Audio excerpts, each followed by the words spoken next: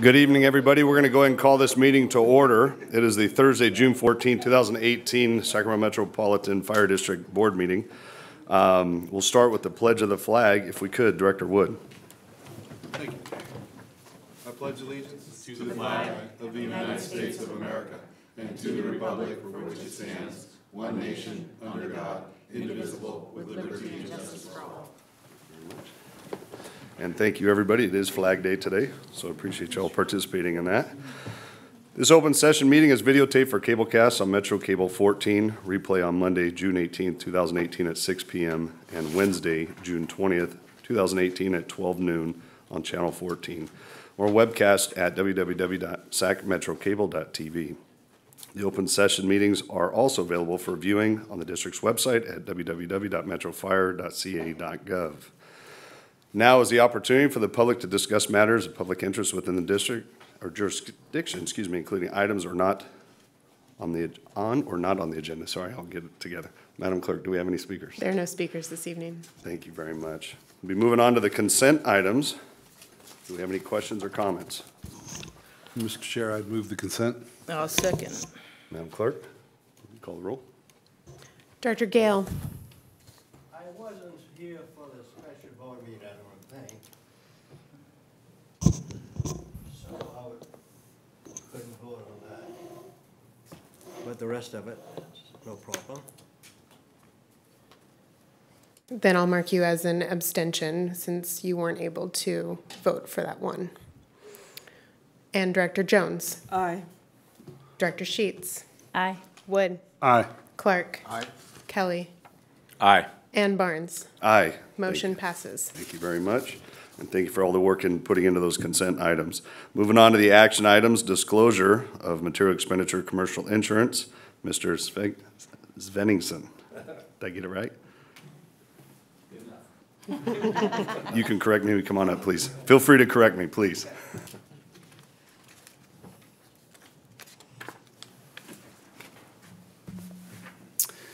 Brad Sveningsson, USI Insurance.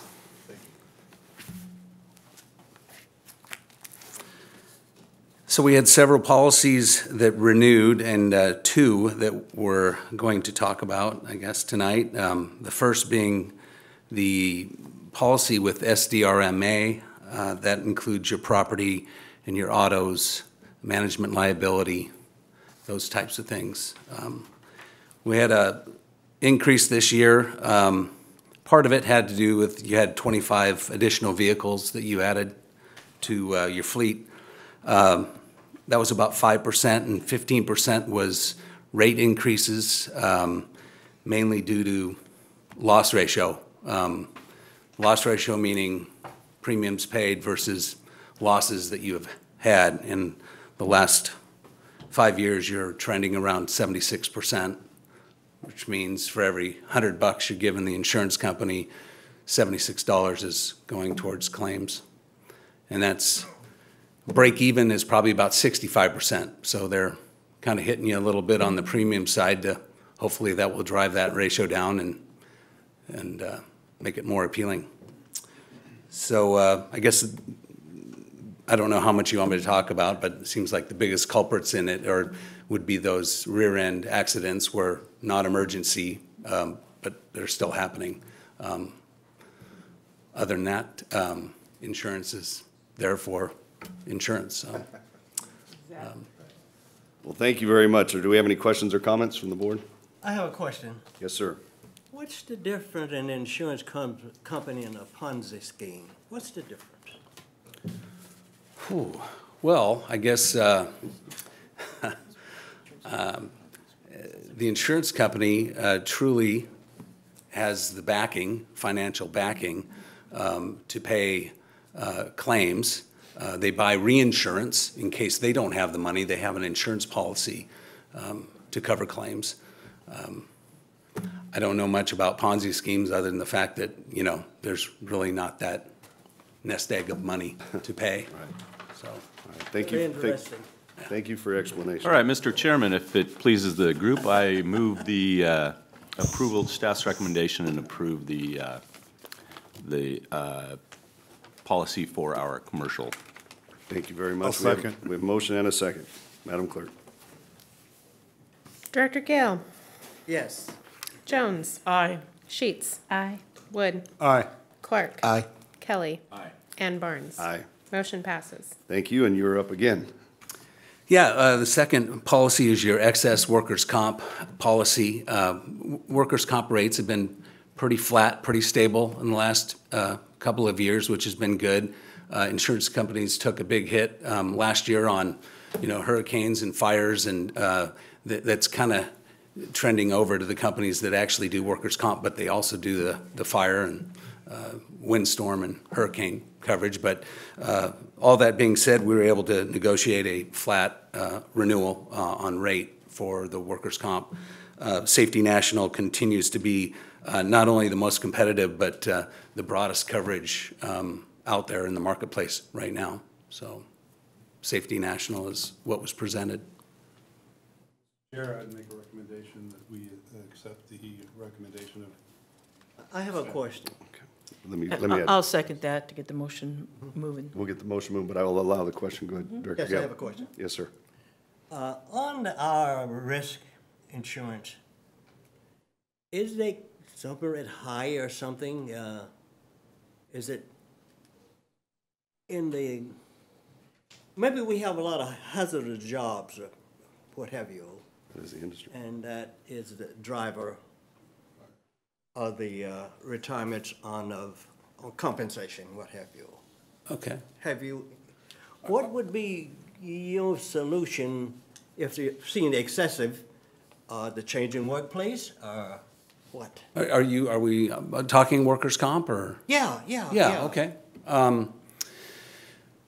Well,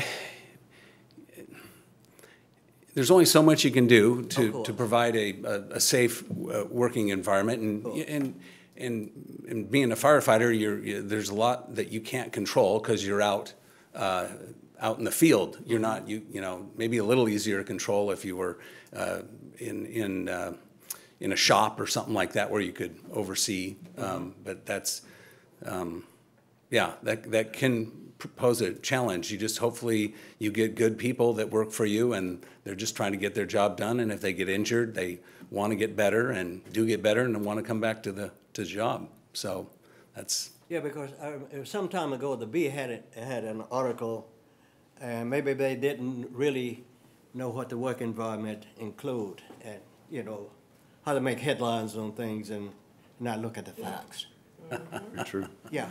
Very true. Thank you very much. Yeah. Madam Clerk, we had a motion and a second. Director Gale, Yes. Jones, Aye. Sheets, Aye. Wood, Aye. Clark. Aye. Kelly. Aye. And Barnes. Aye. Motion passes. Thank you very much. Thank you for the Thank you. presentation. Appreciate it. Moving on to fiscal year 2018-19 preliminary budget, CFO Thomas. And I believe Chief Harms, was this the time you wanted to say something before we move forward? I was told the stage hook was coming if I kept talking, so. No, we have the preliminary budget for you for 18-19. I just want to comment on Amanda and the staff and the work that was put in to get to this location or at this time. It is pretty much a balanced budget starting off of the year. We went through a number of items that had raised our costs that were in there, and then also managed our expenses. So I just wanted to comment here in the beginning of how much work that the team put into it to get to where we are today for moving forward. Very much. Ms. Thomas.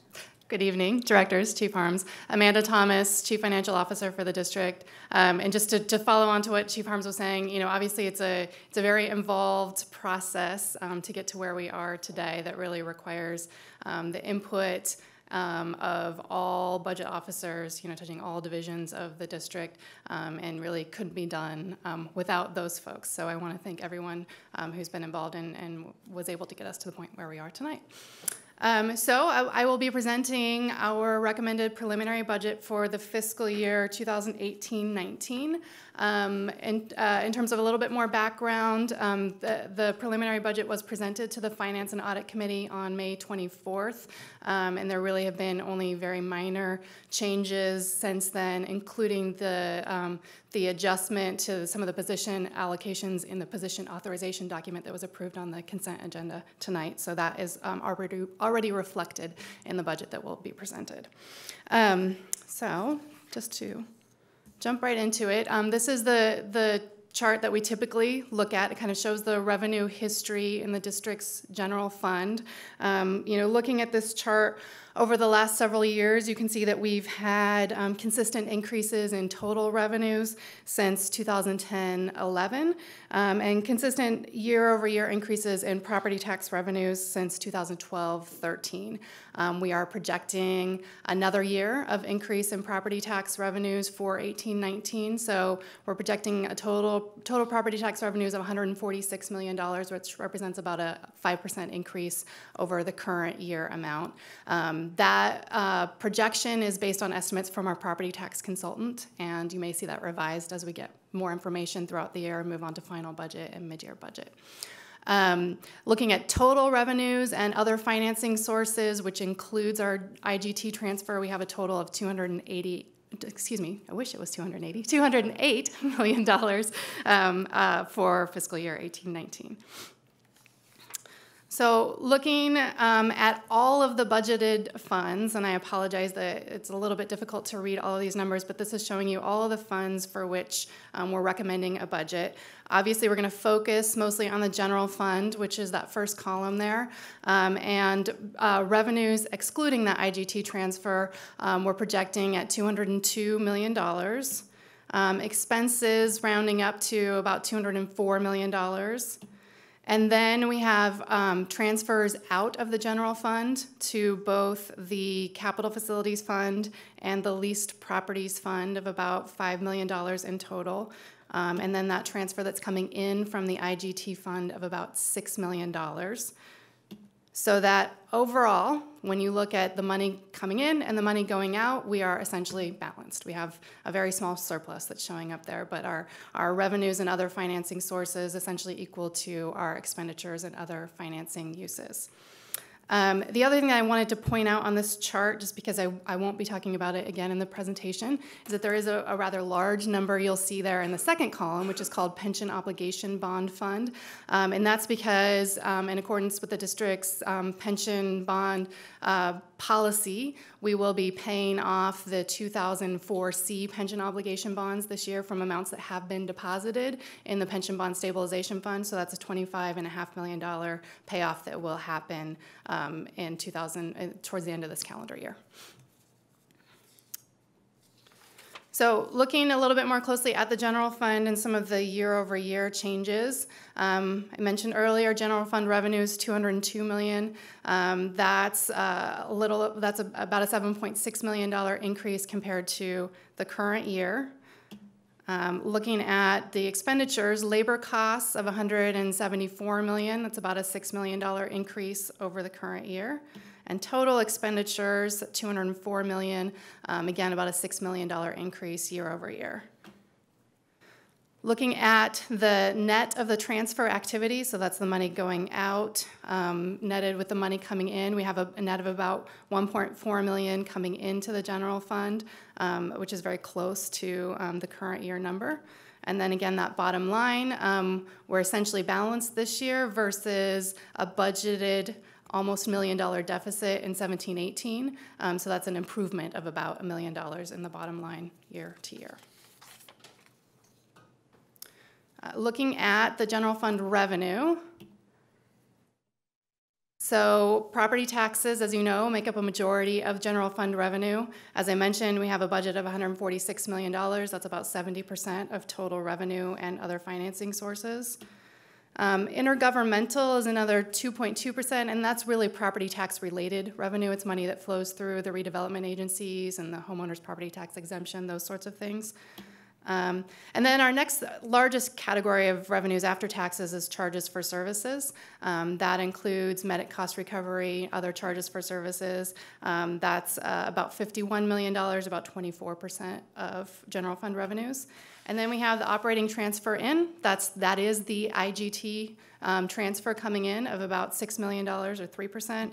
And then finally, a little less than $1 million of other revenue sources. So as I mentioned, projected general fund revenues are $202 million overall. That's an $8 million increase compared to the 17-18 mid-year budget.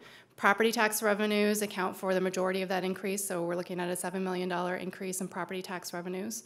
We're also projecting a $2 million increase in medic cost recovery revenues, and that's really due to rate increases that have been enacted to ensure cost recovery.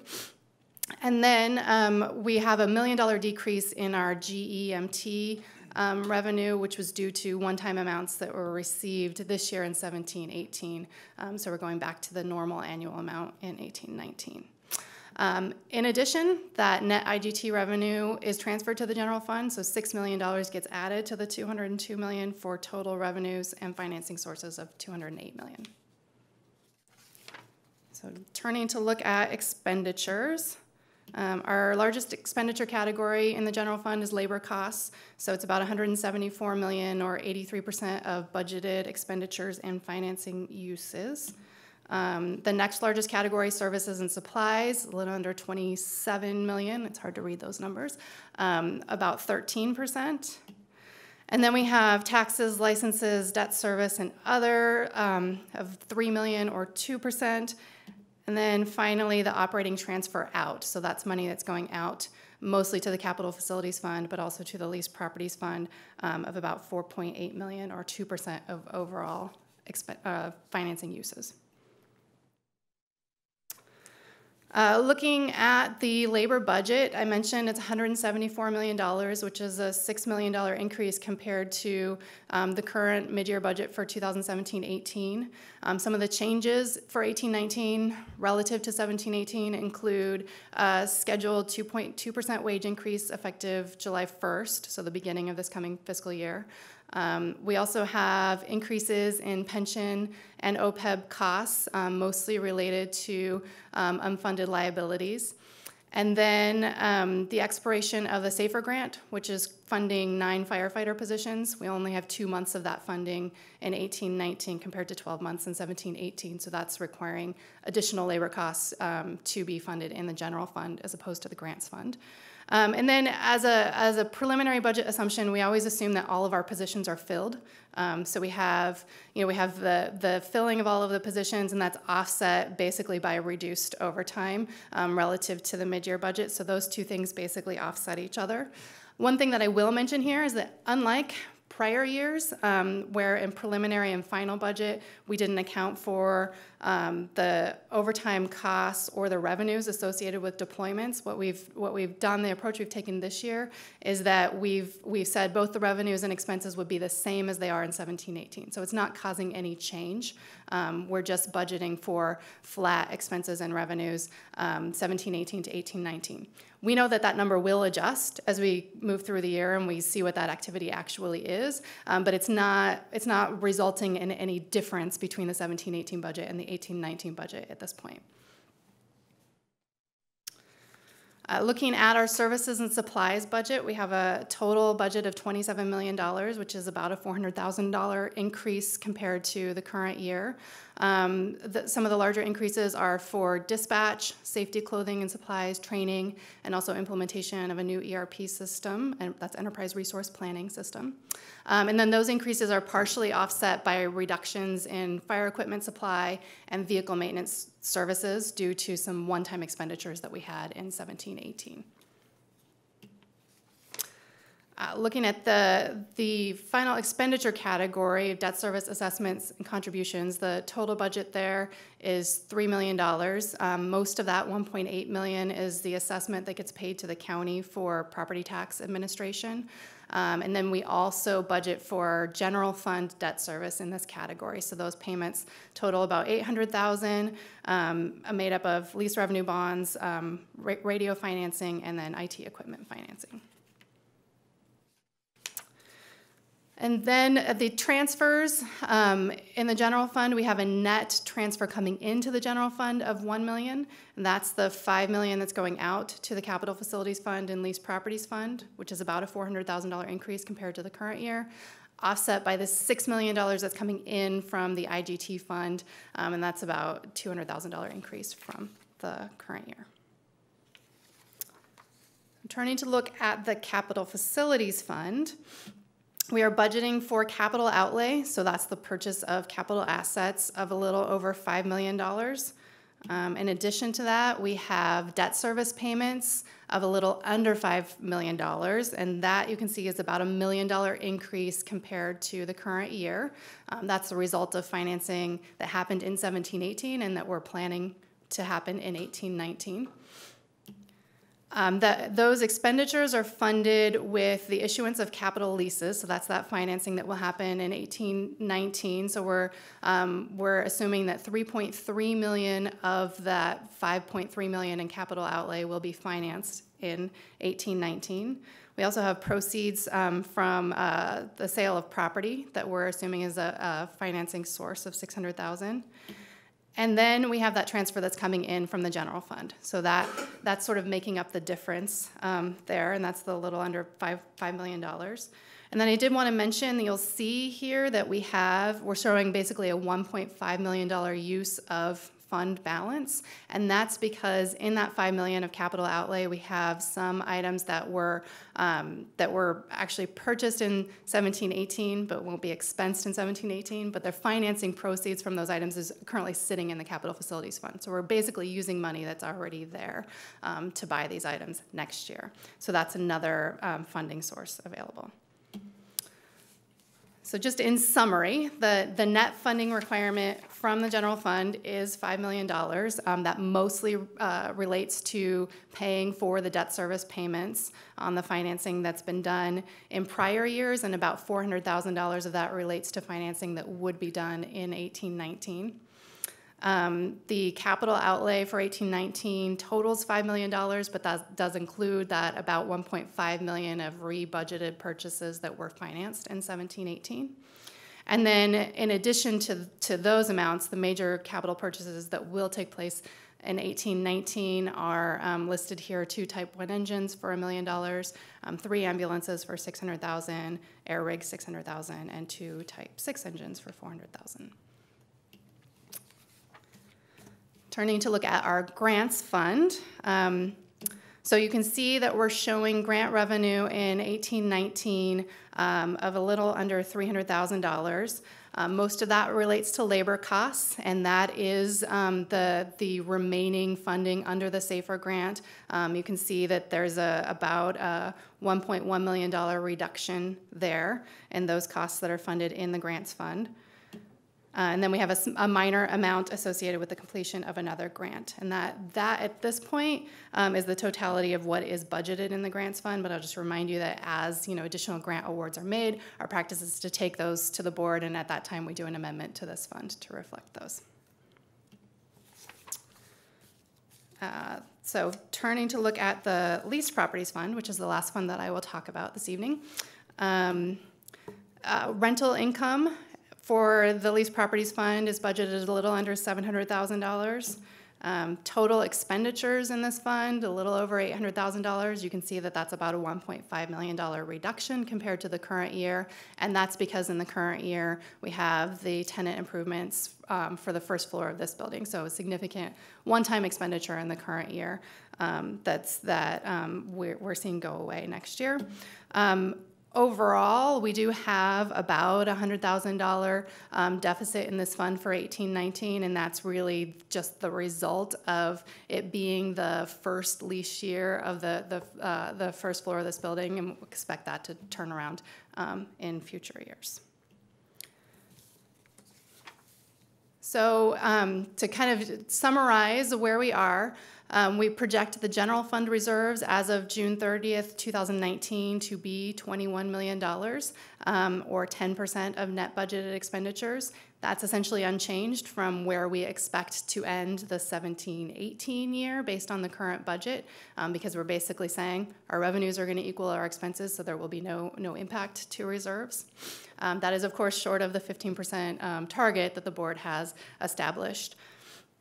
Looking beyond fiscal year 18-19, as we've talked about, our future cost and revenue growth need to be aligned to ensure financial sustainability, to maintain the reserve ratio and perhaps build upon it. And then we have identified some challenges looking out into the next 5 years, including pension costs. We're seeing the impact of that in this year's budget, and that's going to continue over the next 5-year period. We also know that there are significant capital replacement and maintenance needs. So there are some things that are not reflected in this year's budget that we know could be impacts to us. We have SCBA replacements. We're currently conducting a facilities condition assessment of all the district facilities. Expect that to identify some costs that have not yet been identified. So we know that those challenges are out there in the future. And then we also talked about the uncertainty about the future of the intergovernmental transfer program, which, as I mentioned, is providing about $6 million in terms of funding availability in the 18-19 budget. So that's something that keep an eye on developments there. With that, the recommendation is to adopt the preliminary budget for the fiscal year ending June 30th, 2019. But I'd be happy to take any questions you might have. Thank you very much for that report. Any comments or questions from the board? Yes, ma'am. First of all, I'm prepared to support staff recommendation. A particular question here about the SAFER grants. Yes. Refresh our memories as to how many positions that involves? It's 9 firefighters. 9 firefighters. Mm-hmm. So, wow. I mean, that says a lot about what was the $6 million increase for labor costs, but we're having to support 9 additional positions. So I just want to draw attention that that's real. Those are boots on the ground, so to speak. Those are firefighters riding the engines and trucks that we're Correct. continuing to support. Correct. So that essentially that funding will transfer to the general fund. There'll be general fund positions as opposed to grant funded positions going forward. And excuse me, I want to ask now on the you said $25 million bond debt payoff. Mm-hmm. What year will that bond be paid off? Again, refresh my memory, please. Sure. So those bonds were issued in 3 series, A, B, and C. It is the C series that will be paid off in 2018, and then the A's and the B's will be paid off in 2025. In 25. Okay. Thank you for refreshing my memory. Thank you very much. Anything else? And I believe, Madam Clerk, we got to take a vote on each one of these separately. Is that correct?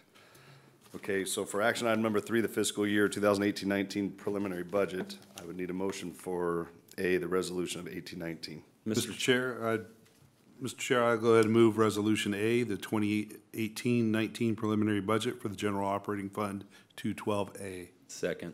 Thank you. First and second, Madam Clerk. Director Gale, Yes. Jones, Aye. Sheets, Aye. Wood, Aye. Clark, Aye.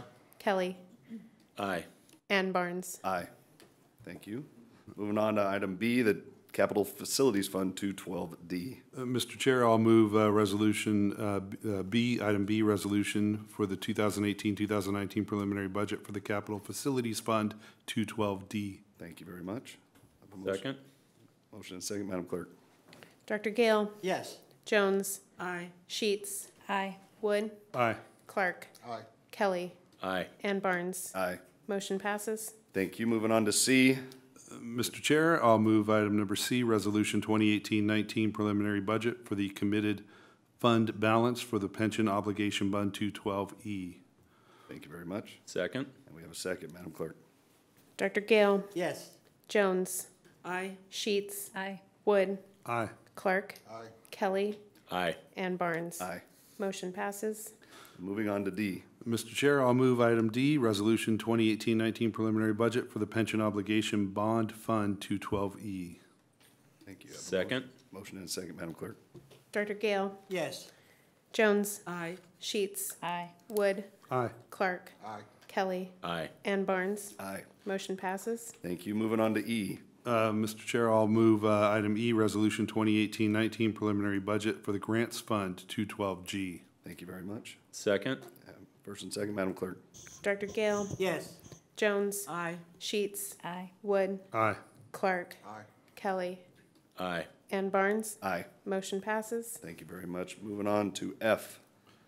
Mr. Chair, I'll move item F, Resolution 2018-19 Preliminary Budget for the Development Impact Fees Fund 212I. Thank you. Second? First and second, Madam Clerk. Director Gale, Yes. Jones, Aye. Sheets, Aye. Wood, Aye. Clark, Aye. Kelly, Aye. and Barnes. Aye. Motion passes. Thank you. Moving on to G. Mr. Chair, I'll move item G, Resolution 2018-19 Preliminary Budget for the Leased Properties Fund 212L. Thank you very much. Second? First and second, Madam Clerk. Director Gale, Yes. Jones, Aye. Sheets, Aye. Wood, Aye. Clark, Kelly, Aye. and Barnes. Aye. Motion passes. Thank you. And the final one, letter H. Mr. Chair, I'll move item H, Resolution 2018-19 Preliminary Budget for the IGT Fund 212M. Second? First and second, Madam Clerk. Director Gale, Yes. Jones, Aye. Sheets, Aye. Wood, Aye. Clark, Kelly, Aye. and Barnes. Aye. Motion passes. Thank you very much. I just want to take an opportunity, Ms. Thomas, you and your team, phenomenal. When I look at this budget, and I don't see a lot of red numbers. That makes me happy, I have to admit. But I truly appreciate the first-class work that you and your team do. I know it takes a village and the team behind you to do it, but I appreciate whoever's here and whoever hears us, please pass on our words to everybody. That's phenomenal work. We thank you. I will. Thank you. Thank you very much. Okay, action item number 4, we were going to hold until after closed session. So we'll go on to reports. The President report, I do not have anything at this time. Moving on to the Fire Chief's report, Chief Harms. Good evening, President Barn and directors. It's been about 3 weeks since we were last together. Probably the proudest thing for me is that the Harms family had a wedding, and now I have a future son-in-law, and everything went well. So thank you for the texts and the support that some of you had sent out during that time. First off, I'd like to congratulate, we had a BC promotional exam that just finished up. We had 5 members that were successful in that. The number 1 member is in the back over there. Kylie Keeley is here. Congratulations to him. And then we have a number of other members that are there. We've had a few retirements. Engineer Todd Staffenbill with 31 years retired. Captain Clay Eldridge, 28 years of service, retired. Logistics technician Vince Lawrence with 18 years retired, and engineer Michael Angadi with 28 years retired. So each of them will be missed, and as we've seen before, there's just a wave of people that are leaving, and I know some of you were able to come last Saturday or last Friday to the graduation of the Recruit Academy, and we have a new group with very little experience that is coming in, but what I've heard already, their first couple of shifts out there have been exciting. We have a recruitment open for firefighter paramedic right now. We also hired a health and fitness program manager. His name is Patrick Gallagher, and so he just started this the 1st of June here. We had a number of meetings that went on over the past few weeks with labor. We had a 2x2s with Citrus Heights. We had some folks attend the CSDA Legislative Day. We also had a 2x2 meeting with Rancho Cordova. Again, I think both of those meetings and the establishment back again with those meetings has been very, very productive. One of the things that happened yesterday in here was we came to you probably about 8 months ago and talked about a program with the International Association of Fire Chiefs and bringing a group of Saudi firefighters over. As expected, we blinked and about 7 months went by really quickly, and we had a graduation here yesterday. It was very well attended by the companies that were involved, representatives from the IFC, representatives from Saudi Aramco were also here, and they were just very, very appreciative of the effort and the experience that each one of them had received. In the morning, each of them had to do a capstone project and do a presentation, and I was able to look through those and talk with them, and it was very interesting to see what they had picked up on and what they were taking back and what they would try to implement when they go back. I know one of the things that was asked, though, in the very beginning is what's in it for Metro Fire? And there's somewhat of a risk that you're taking of bringing people in and training them and having them there. We talked about some leadership and we talked about some opportunities for people. But what what I said at the graduation with them was that it provided organizational confidence. And what I meant by that was it took people and it took them out of what would be what I would say their comfort zone and allowed them to push themselves. Some of those things were challenges that were outside of culture, outside of what their normal role was. An opportunity for people to come in and put together training programs and apply those training programs. There was environmental things that we had to be able to be sensitive of, talk about, and be able to overcome. Situational management, and then just individual development. And it took a little bit of time to watch, but I look at the membership side of it and really saw a difference in people and the connection that they had made and saw the positive outcome on that program. I know 522 is here. They were very supportive throughout the program, and so I just want to thank those guys for that and being here and taking that time. Coming up here real soon, next week, is Fire Camp, and it runs the week of the 18th at Station 21. Starts on Tuesday and ends on Friday. So if you get an opportunity, I believe Tuesday, Wednesday, and part of Thursday is there. The rest of the time they go to the Burn Tower in Roseville, and then they have a fun day of water on that Friday. So that is Burn Camp next week that's coming up. The last thing is you're going to get the results from a survey. Melissa will send that out to you, but I wanted to talk a little bit about it beforehand. In conjunction with kind of the culture push that we have started with mission-driven solutions, we did a survey of the membership. We did it with, we were asked by Oklahoma State University. We had about 75% of our membership participate in the survey. There's a number of categories. There's categories by rank within the organization, by age on the job in the organization. And what it really has started is kind of given us a starting point of where we're at and what is happening with leadership in the organization, how is communications happening in the organization, trust, and really giving us a roadmap for moving forward. And again, it was another program we had talked to you about next week. MCS will be here. We'll have a day that we'll sit down and meet with them. We'll go through the survey and look at what we expected and maybe some things we didn't expect, both good and bad, that is in there, and start that roadmap. With Oklahoma State University, what they have offered to us is to come back in whatever the reasonable amount of time and do the survey again and say what things are going better or what things are going worse, where has progress been made, and move forward. So far, ourselves and San Diego have been the only two fire departments that this has been offered to. And so when we talk about comparisons to other places, there really isn't anything to be able to do, but they're trying to set this up as a model for you to get an organizational snapshot where you're at today and then where you're making progress moving forward. So she'll send that out to you. There's a number of pages, so if you can't sleep, sit down and take a look at it. Actually, once I started looking at it and reading it, it was very interesting to me, so take a look at that as you go forward. That's my end of my report, unless you have some questions. Thank you very much. I appreciate it. Any comments or questions? Okay, moving on to operations report. Deputy Chief Bridge.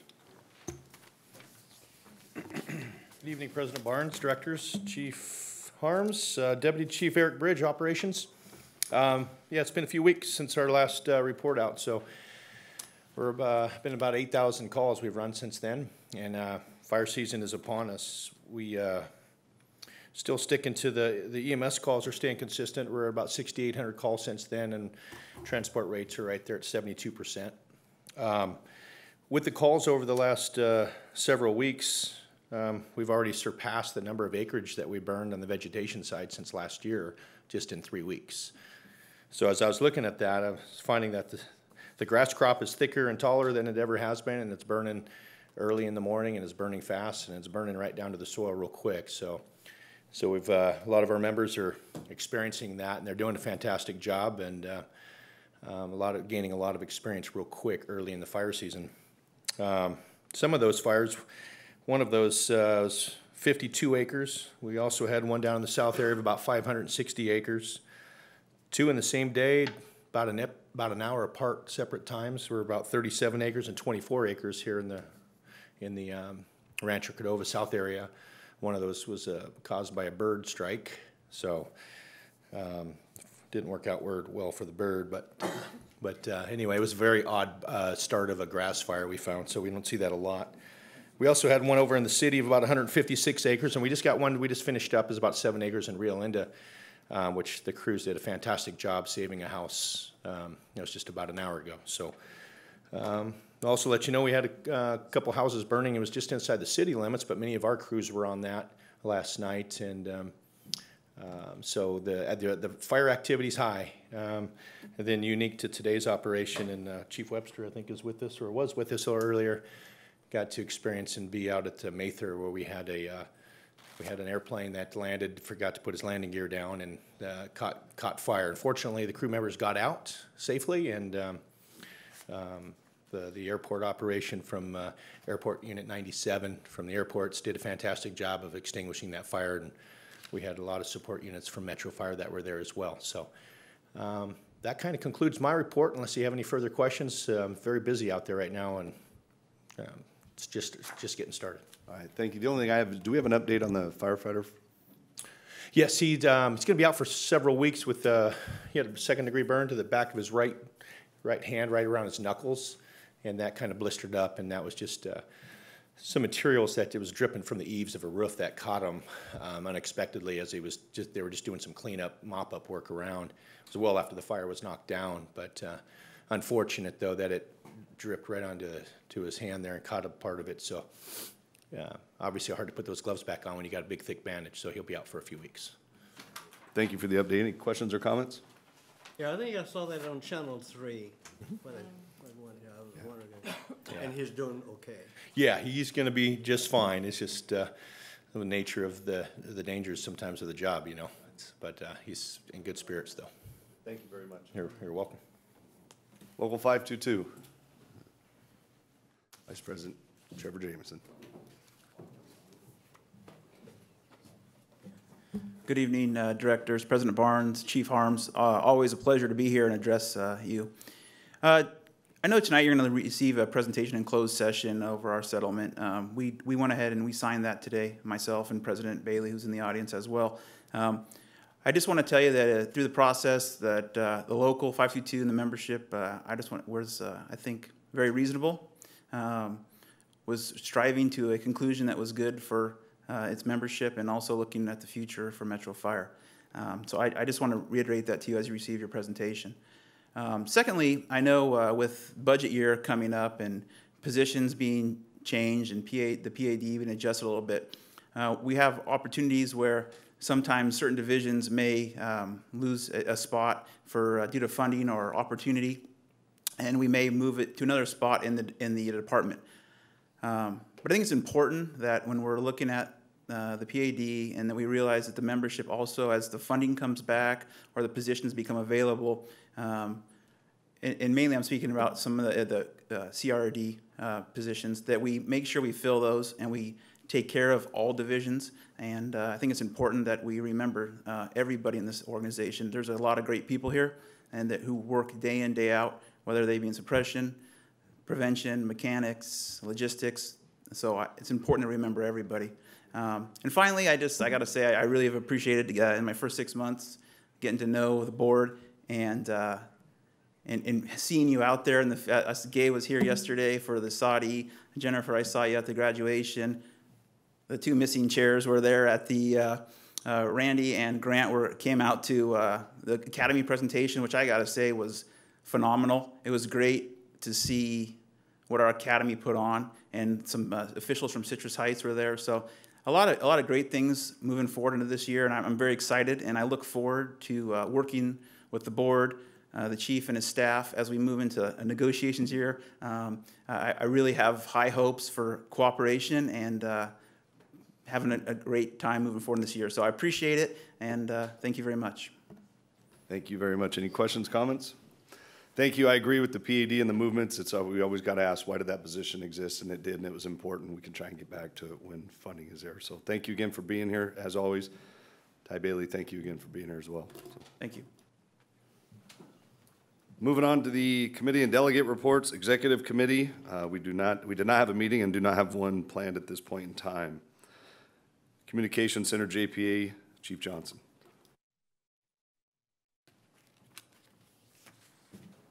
Good evening, President Barnes, Directors, Chief Harms, Mo Johnson, Assistant Chief, Community Risk Reduction Division. Our last meeting was on May 30th of this year, where we extended an interim Communications Center Director position. So we extended that contract for another 6 months while we put together a process by which we'll find a permanent Communications Center Director. So that process will be starting here in the next couple of days. Let's see. Our next meeting is on June 26th, and just one point of note, on May 31st, Congressman Ami Bera had an opportunity to come by the Communications Center and meet with the executive staff, sit down and talk to some of the dispatchers, and he actually put the headset on and listened to some of the 911 phone calls coming in, and he got a really, really good feel for how busy we were. I think there was a couple fires or several medical aids during that time period, and I think he was amazed at how busy they are. What the takeaway from that really was how the dispatchers multitask. They're talking on the phone, they're talking to our units to make sure they're safe, but then they're also having a conversation with the person sitting next to them. They can do that all at the same time. It's something I could never do. So kudos to them, and it's very nice to see Congressman Bera out there supporting us. In a report. Thank you very much. Any questions? I would agree with you. I have too many voices in my head. I couldn't do that myself. Exactly. They argue all the time. California Fire and Rescue JPA, Chief Shannon. Good evening. California Fire Rescue JPA has not met for quite some time. We will meet next Thursday, 4 o'clock, the 21st, across the hall in the Sask. Thanks. Thank you very much. Moving on to the Finance and Audit Committee, Director Kelly. Yes, the Finance and Audit Committee, we are extremely tired from all the work we put into the preliminary budget. The Finance and Audit Committee will meet again Thursday, June 28th. Okay, thank you very much. And the Policy Committee, they did not have a meeting, do not have one scheduled at this time. And we will move on to board members' questions and comments prior to going into closed session. If we can go ahead and start with Director Gale. No comment. Thank you very much. Going down to Director Kelly. I wanted to thank the gentleman from USI for answering questions so well out of left field.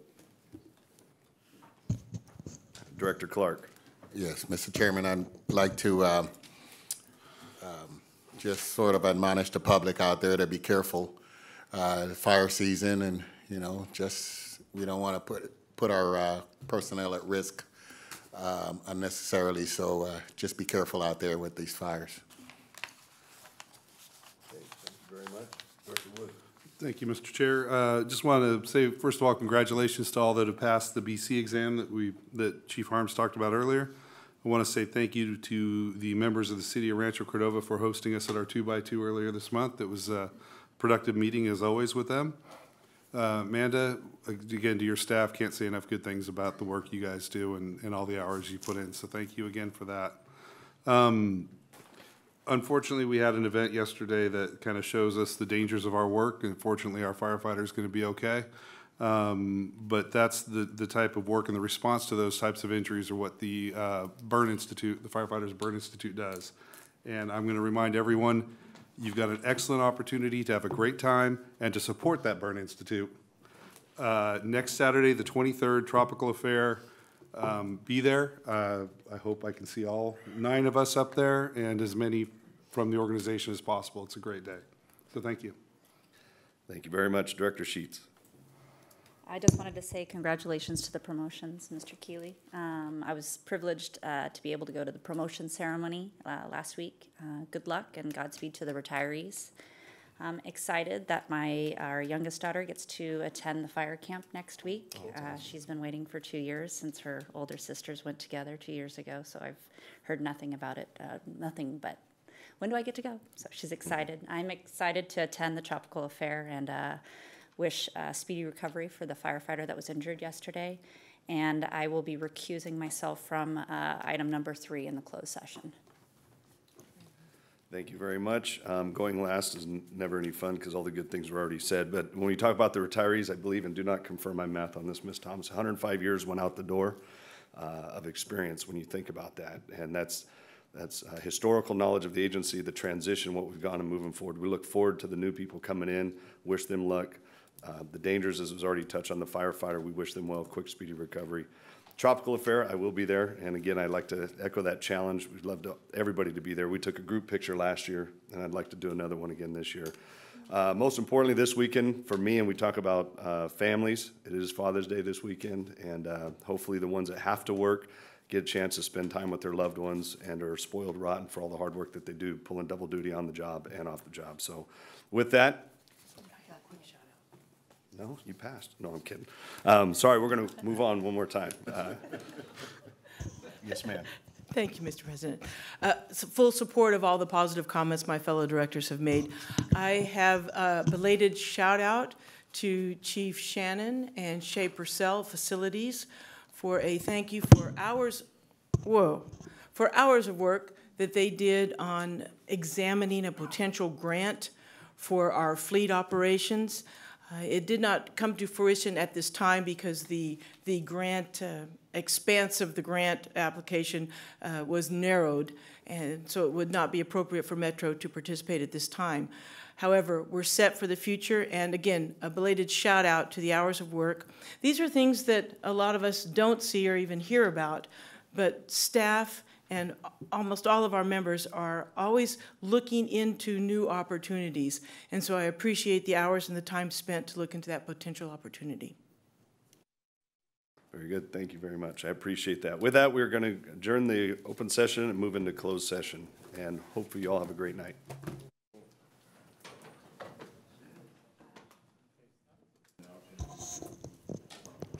Let's see. I can report out on all 3 closed session items, and then you guys can take the vote on item number 2. Okay, we'll go ahead and start open session again if you would like to report out, Councilor Lauber. Thank you, President Barnes. Yes, the board met in closed session to consider the workers' compensation claim of Frank Miranda. This is closed session item number 1. The board voted unanimously to give authority to its third-party administrator to effectuate settlement of this workers' compensation claim. Number 2, the board met in closed session to consider the disability retirement issues and applications for employee Ron Phillips. The court will take, no action was taken, and the board will take that up in open session. Concerning item number 3, the board met in closed session for conference with legal counsel regarding the case of Tracy Valentine versus Sacramento Metropolitan Fire District. The board decided to give authority to its attorney in this case, which is currently pending in the federal court for the Eastern District, and authority to its management staff to take the necessary steps to effectuate settlement of the action as required by federal law, and to obtain federal court approval of the settlement. Thank you. So we'll come on to now action item number 4, the industrial disability retirement. Need to have a motion. Mr. Chair, I'll move we accept staff's recommendation and approve the industrial disability retirement. Thank you. Second. Motion and a second. Madam Clerk. Dr. Gale. Yes. Jones. Aye. Sheets. Aye. Wood. Aye. Clark. Aye. Kelly. Aye. And Barnes. Aye. Motion passes. All right, thank you very much. That's going to conclude tonight's meeting. The next meeting will be right here in these chambers, June 28th at 6 p.m. Thank you very much. Have a good night. Thank you, sir.